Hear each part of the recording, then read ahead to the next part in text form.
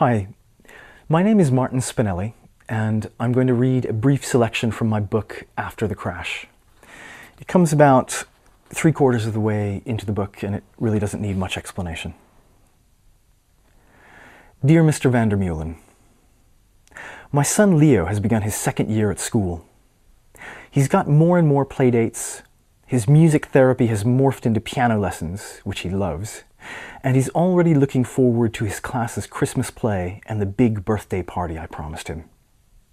After much surgery, his leg is growing straight, and we're enjoying lots of little outings in the autumn colors. Leo is happier all the time, yet while he fills me with joy every day, something is bothering me, causing me to lose sleep, distracting me more and more. It's you. I'm feeling this growing, almost uncontrollable urge to contact you. And as I had in my mind that you might be getting out of prison in a month or two, I decided to write you this letter. I'm not sure what it is exactly that I need to communicate. It's not blame. I'm really not angry with you, in spite of the fact that your crash killed Sasha and so badly hurt Leo. A terrible thing happened to my family, but I think a terrible thing happened to you as well.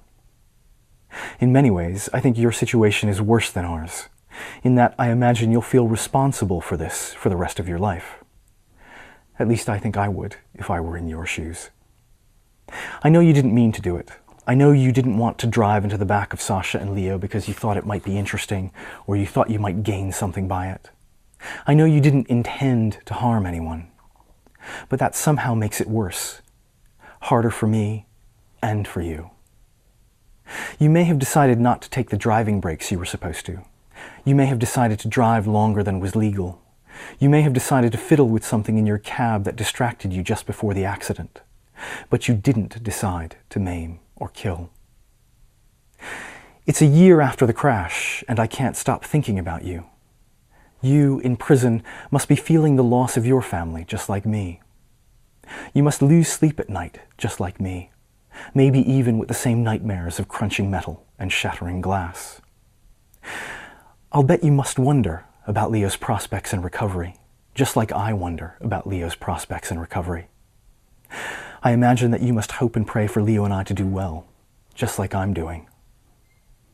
And I'm sure you must want to move on from this whole sad business in exactly the same way that I want to move on from it.